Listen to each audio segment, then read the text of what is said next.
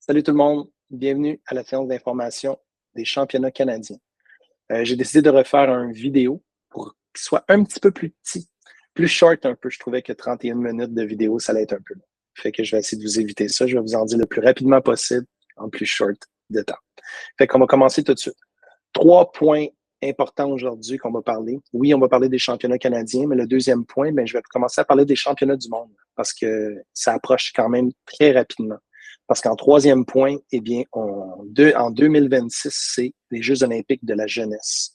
Et puis, tout ce qui va avoir l'année prochaine dans le circuit Breaking Québec, eh bien, va être rattaché un peu à ça.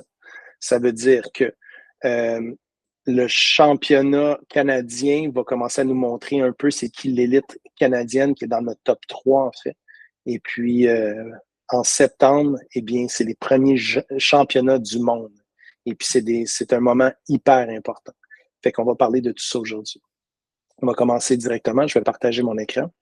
On va commencer avec le championnat canadien.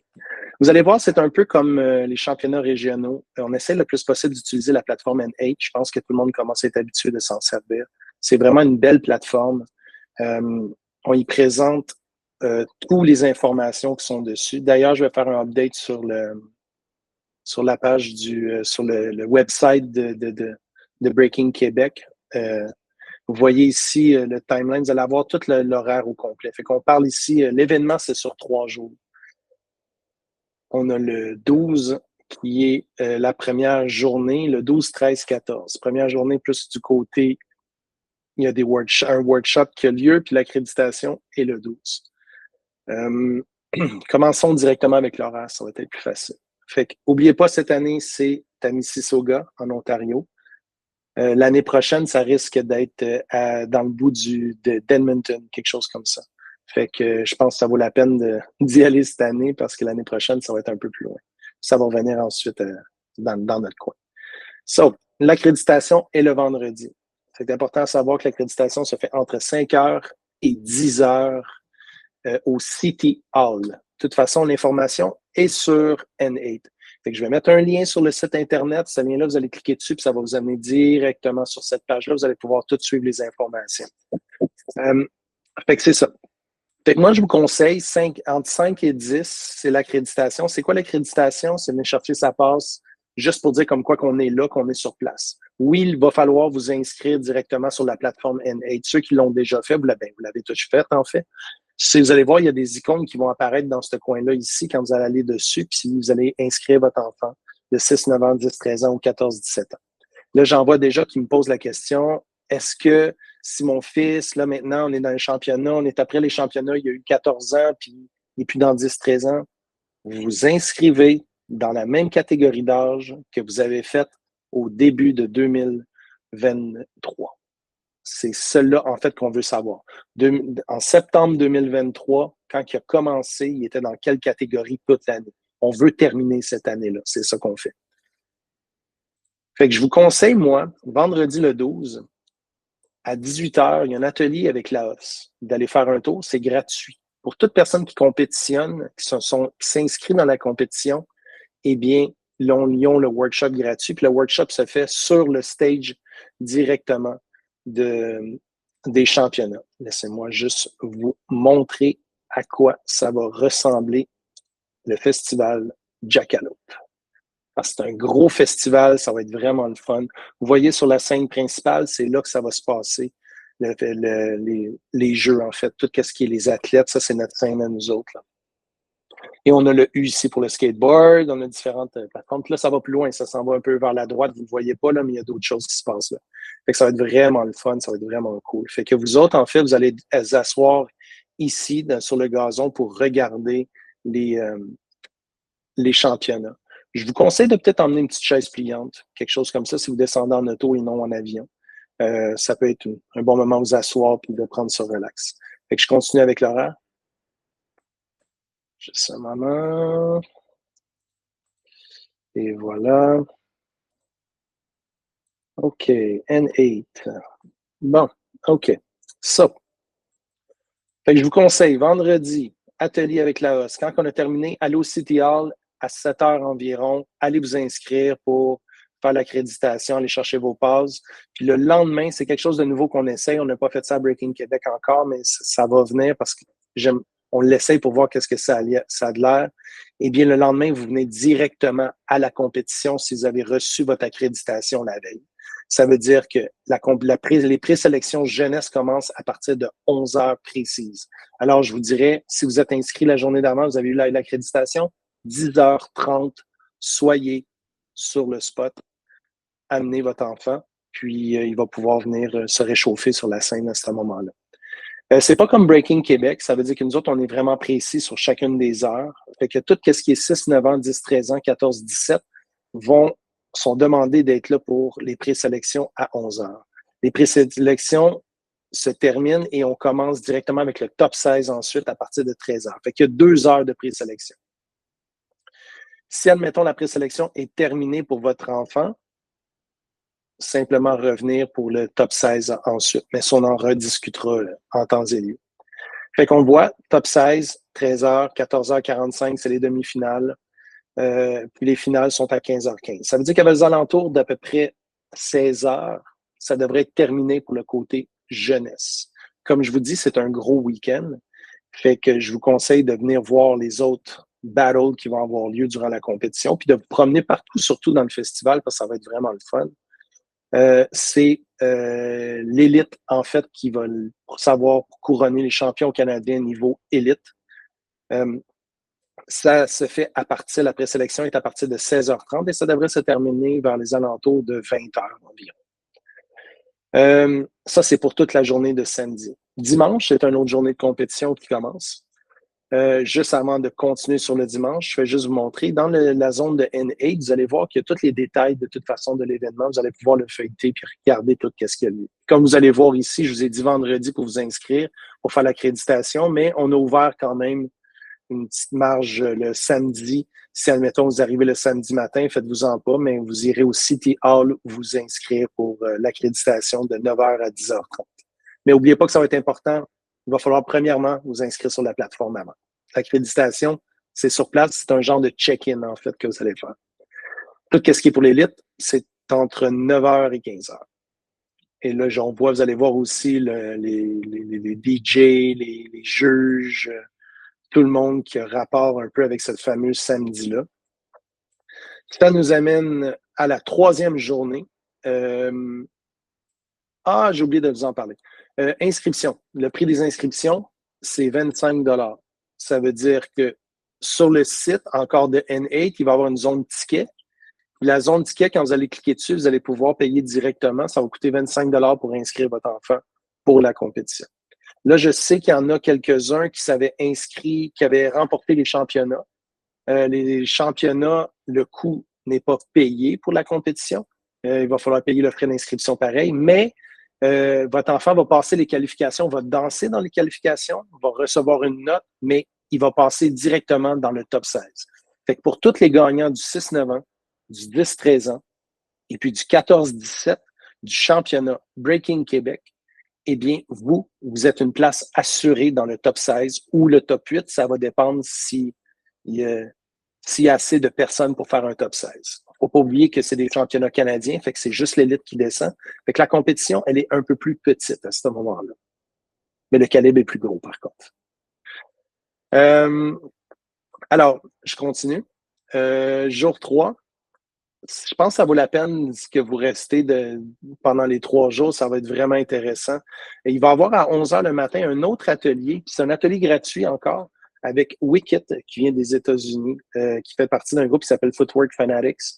Il est vraiment un bon b-boy avec une bonne compréhension du break. C'est un OG.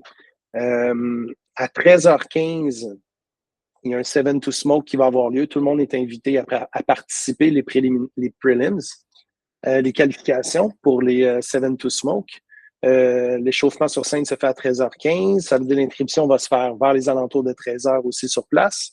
La fermeture des inscriptions est à 13h45 et les qualifications pour le 7 to Smoke est à 14h. Si vous ne savez pas c'est quoi un 7 to Smoke, eh bien, il y a juste 7 personnes qui vont être choisies seulement. Fait qu'oubliez pas comme quoi que l'élite va participer, mais si, admettons, vous êtes, je sais pas moi, 14-17 puis vous voulez vous tester, ou un 10-13, vous voulez vous tester, essayez-le, vous n'avez rien à perdre. De toute façon, si vous avez fait votre inscription dans les championnats, ça va être gratuit pour vous autres de l'essayer.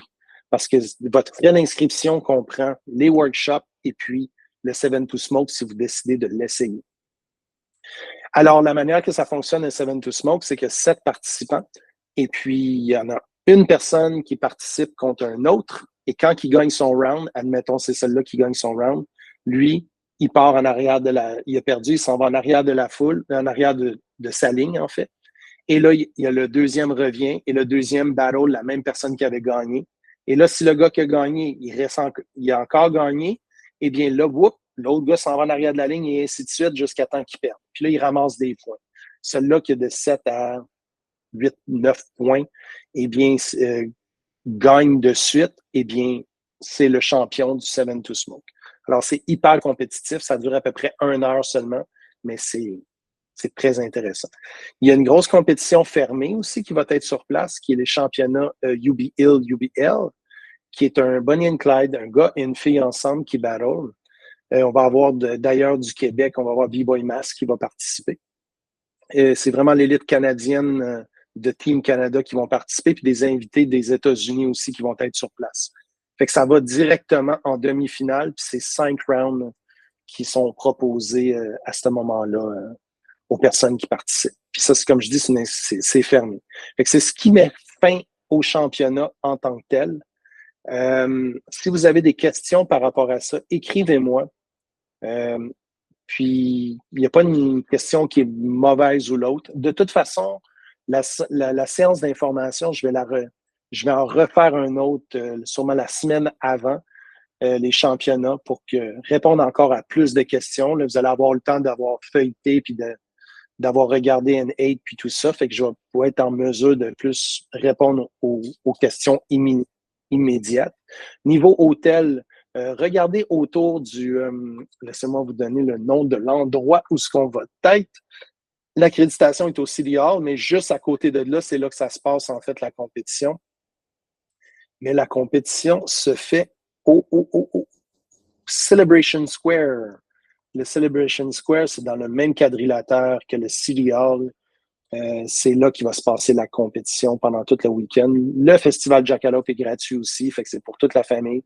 Fait que regardez les hôtels qui sont à côté. L'hôtel officiel est déjà comme fermé, est déjà booké au complet. Fait que regardez les hôtels autour pour le week-end entier. Je passe au deuxième point.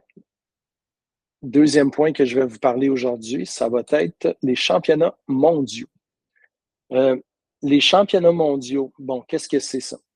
On l'a vécu un peu avec les Jeux olympiques. Peut-être vous avez vu un peu Phil Wizard, qui était champion, il est devenu champion du monde, il a passé qualification. Tout le long, il est en qualification. C'est la même chose, mais du côté jeunesse. Je vais partager mon écran. On vient de recevoir, Breaking Canada, on vient de recevoir la lettre officielle de WDSF pour dire comme quoi que sous la bannière de Canada Dance Sport, en fait, on est invité à participer au championnat du monde qui commence, le premier championnat du monde commence en septembre, le 28-29 septembre en Chine. Si ça vous intéresse, envoyez-moi un message. Déjà dans l'élite canadienne, je vous suggère de commencer à penser à participer. N'oubliez pas que la personne qui va participer va avoir 2 ans pour s'entraîner pour justement les Jeux olympiques de la jeunesse. Fait que il y a un cheminement. Si vous êtes déjà au championnat canadien, vous avez 2 ans pour vous entraîner pour des Jeux olympiques, ce qui est faisable, en fait. Fait que je continue. Fait que 2028-2029, la tranche d'âge pour y participer, c'est de 14 à 18 ans à partir de l'année 2024. Fait que ça veut dire toutes les années 2006, 2007, 2008, 2009 ou 2010, vous êtes éligible de participer aux championnats mondiaux. La journée pour que les inscriptions se terminent est le 31 août 2024. Ici, on a l'adresse directement. On donne un petit peu plus d'informations, où ce que c'est, la première place qu'on est qui fait, 2500 €, c'est environ 3000 dollars canadiens, et ainsi de suite. Bon, pourquoi que je voulais vous parler de ça, en fait, aujourd'hui, c'est un peu vous commencer à vous montrer un peu que c'est où qu'on va avec ce concept-là du circuit Breaking Québec. On en parle un peu dans les championnats, mais vous faites partie d'une grosse famille canadienne, puis qui s'appelle Breaking Canada. Puis il y a déjà 5-6 provinces qui font la même chose que vous faites à travers le Canada entier. Ça veut dire qu'il y a des événements locaux, il y a des régionaux, puis on se rejoint tous pour des nationaux. Mais le but de tout ça, c'est de former des athlètes de demain pour justement un jour d'avoir des athlètes sur le podium pour les Jeux olympiques. C'est un trip à faire. C'est sûr que c'est le fun. C'est ça le but de s'amuser avant tout, mais on vous amène tranquillement vers ce côté-là, qui est carrément les Jeux olympiques, en fait. So, comment que ça fonctionne, les championnats mondiaux? C'est que vous allez, pendant l'année, il va en avoir plus qu'un. Vous allez participer, ceux qui vont participer à différents championnats mondiaux un peu partout sur la planète, et puis ils vont ramasser des points. Un peu comme l'événement local, mais dites-vous, c'est en grande envergure, en fait. Vous allez rencontrer les meilleurs au monde à ce moment-là. Là, j'en vois déjà qui commencent déjà à dire, oh, mais là, les autres pays sont vraiment bons, tout ça. On n'a rien à envier à personne. Le Canada est hyper fort. Surtout au Québec, on a vraiment un bon calibre. Puis on le voit quand on s'en va en championnat canadien. On l'a vu l'année passée. On a vraiment un gros calibre. Fait on a un beau style qui est complètement différent. Fait que je pense qu'on a quelque chose à apporter. Fait qu'on ramasse des points durant l'année. Jusqu'en 2025 environ. Puis après ça, ben, les personnes avec plus de scores vont être dans le pointage au monde. Et puis là, ils vont pouvoir avoir la chance de participer, qu'on appelle des OQS, Olympic Qualifier Series. Puis ceux-là, ben, ceux qui vont être dans le top 16, ben, ils vont avoir la chance d'aller aux Olympiques directement. Fait que là, il y a les Jeux olympiques de la jeunesse, mais il va y avoir les championnats panaméricains. Il va y avoir beaucoup de choses qui vont se passer durant l'année. Fait que c'est pour ça que ça amène que l'année prochaine, on va partir une nouvelle équipe qu'on appelle Team Québec. Team Québec, c'est l'élite au Québec. On va choisir peut-être de 2 à 3, tout dépendant de la catégorie d'âge, de personnes dans les catégories d'âge, c'est-à-dire 6, 9 ans, 10, 13 ans, 14, 17. Et puis, eux vont devenir un peu l'élite. Fait qu'on va les aider à se former un petit peu plus pour représenter le Québec, oui, pour faire partie de Team Canada, en fait. Parce que le Team Canada, c'est eux qui vont nous représenter au championnat du monde et tout ça. Fait que comme je disais, pour troisième point, un peu plus rapide sur ça, mais les Jeux olympiques de la jeunesse, c'est comme nos Jeux olympiques, c'est la même chose qu'on va avoir à Paris. Ça se fait à tous les 4 ans. Ça veut dire que l'on fait 2026, mais la prochaine fois, après ça, ça va être 2030. Fait que dans le niveau timing, ça veut dire qu'on fait 2024, qui est cette année, Paris. 2026, on se concentre beaucoup sur la jeunesse, qui est 2026 pour les Jeux olympiques de la jeunesse. 2028, on n'a pas réussi à aller aux Jeux, on n'a pas eu le hockey pour aller aux Jeux olympiques de Los Angeles. Alors, pour eux autres, ça risque d'être en 2032 à quelque part d'autre. Mais ça veut dire que 2026, 2030, après ça, ça va être la prochaine génération qui a 6-9 ans, qui aurait peut-être 9-10 ans présentement, mettons plus 10 ans. 9 ans présentement risque de se ramasser aux prochains Jeux olympiques de la jeunesse. Sur ce, c'est pas mal tout ce que je voulais vous parler. Comme je vous dis, sur notre site Internet, toutes les informations, il va y avoir un lien qui va aller directement sur N8. On va souvent, puis le but, c'est de fonctionner toujours avec N8. C'est la plateforme. C'est là-dessus que tous nos événements vont être. Mais notre site Internet, on va écrire encore nos informations, mais il va y avoir un lien qui va aller directement dessus. On sait déjà c'est quoi les dates des championnats de l'année prochaine, des dates de compétition. On va vous les divulguer aussi dans les prochains temps. Fait que, puis aussi, on va mettre à jour le classement. Je sais qu'il y en a une couple qui se demandait par rapport au classement quand est-ce qu'on allait le mettre à jour. On est un peu en retard, on est désolé, mais ça va se faire dans les prochains temps. Il y a des belles surprises qui arrivent l'année prochaine avec des beaux partenariats. Je ne vais pas vous en dire plus. Fait que ça va être un beau. Il y a des belles choses qui arrivent. Vous allez vraiment triper. Puis je vous remercie encore de faire partie de ce beau trip-là. Autant les parents que les jeunes. Parents, merci beaucoup. Puis des fois, on reçoit des messages. C'est pas parce qu'on vous réécrit pas qu'on n'écoute pas, on écoute. Les jeunes vont continuer à pratiquer. Entraînez-vous fort. Les limites, ça se dépasse. Alors, s'il y a quoi que ce soit, n'hésitez pas. Envoyez-moi un message. D'ici là, on se revoit peut-être dans 2 semaines. Je vais refaire une séance d'information sur tout ça. Merci beaucoup. Bye bye.